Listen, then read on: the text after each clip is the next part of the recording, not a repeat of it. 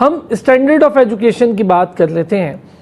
ہمارا جو تعلیمی نظام اور جو نصاب ہے ہمارا، اس نصاب پر نہ تو ہمارے اپنے یہاں پر ٹرسٹ پایا جاتا ہے اور نہ بین الاقوامی طور پہ ٹرسٹ پایا جاتا ہے. کیا وجہ ہے؟ ہم سائنس کی بات کرتا ہوں میں آپ سے، تھیوریز کی بات کر لیتے ہیں. کئی تھیوریز جو ختم ہو گئی لیکن ہمارے تعلیمی نظام اور نصاب میں وہ کئی سال دوبارہ پڑھائی جاتی رہیں.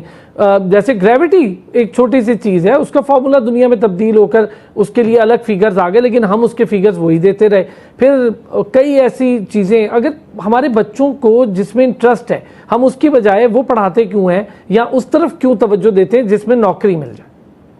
ہمارے یہاں آپ اگر فزکس کیمسٹری کے اندر دیکھیں تو یہ بہت مثالیں ایسی موجود ہیں کہ ان کو کوئی فارمولاز یا تھیوری بتائی جاتی ہے اور آخر میں بتایا جاتا ہے کہ یہ آبسلیٹ ہو چکی ہے. تو جب آبسلیٹ ہو گئی ہے تو ہمیں کیوں پڑھایا جا رہا ہے؟ میں پچھلے دنوں ایک ایسی کتاب دیکھی جو حکومتی سرپرستی میں شائع ہوئی اور اس کے اندر لکھا ہوا ہے کہ ٹرانسسٹر جو ہے وہ اس صدی کی سب سے اہم ایجاد ہے، اور یہاں سے پھر انہوں نے بات شروع کی ہے.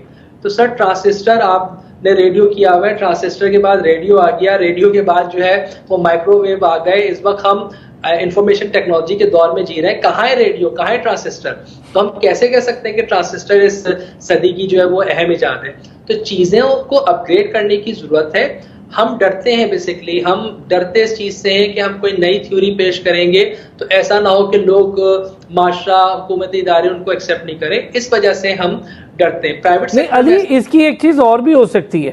نئی تھیوریز پیش کرنے کے لیے فریش مائنڈ، فریش ایکسپیریمنٹس، اور اس ایکسپیریمنٹ کی بنیاد پر بین الاقوامی طور پر اس کو مستند ماننا، یہ ایک بڑی امپورٹنٹ چیز ہے. چونکہ سائنس اب ڈیفرنٹ طور پہ ترقی کر رہی ہے دنیا میں. اب صرف یہی علوم نہیں رہ گئے، فزکس، میتھس، کیمسٹری، اب تو meta physics, space science, quantum physics, اور دنیا پتہ نہیں کہاں سے کہاں چلی گئی ہے. دیکھیں اب یونیورسٹیز کا کام کیا ہوتا ہے؟ جامعات کا کام یہ ہوتا ہے کہ اس نے ریسرچ کرنی ہے، اس نے پی ایچ ڈیز پروڈیوس کرنے.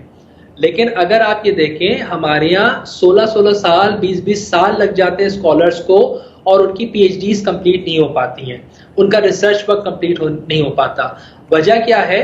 کہ وہ جس چیز کے اوپر کام کرنا چاہتے ہیں، جس وقت تک وہ چیزیں اپروو ہوتی ہیں تو وہ آبسلیٹ ہو چکی ہوتی ہیں، دنیا ان کو نہیں مانتی ہے، تو پھر ان کو پیچھے آنا پڑتا ہے. اور آپ اس وقت دنیا میں اگر آپ ٹریول کریں اور اپنے ایشیائی ممالک میں ٹریول کریں، میں یورپ کی اور یو ایس ای کی بات نہیں کر رہا، تو ایشیا میں بھی جو ہے وہ نئی جہتیں کھل رہی ہیں، اس کے اندر کام ہو رہا ہے اور بہت اچھا کام ہو رہا ہے. پاکستان میں بھی ارسلان آپ ایسا نہیں کہہ سکتے کہ کام نہیں ہو رہا، پاکستان میں بھی اچھا کام ہو رہا ہے، پاکستان میں بھی اچھے اسکالرز موجود ہیں، پرائیویٹ سیکٹر میں بھی، گورنمنٹ سیکٹر میں بھی، لیکن اس کی تعداد بہت لمیٹڈ ہے، بہت کم لیول کے اوپر وہ کام ہو رہا ہے. تو اس کی وجہ یہ ہوتی ہے کہ کہیں نہ کہیں جو اچھا کام ہو رہا ہوتا ہے وہ پیچھے ہٹ جاتا ہے اور جو برا وہ سامنے آ رہا ہوتا ہے. ایک چھوٹی سی بریک لوں.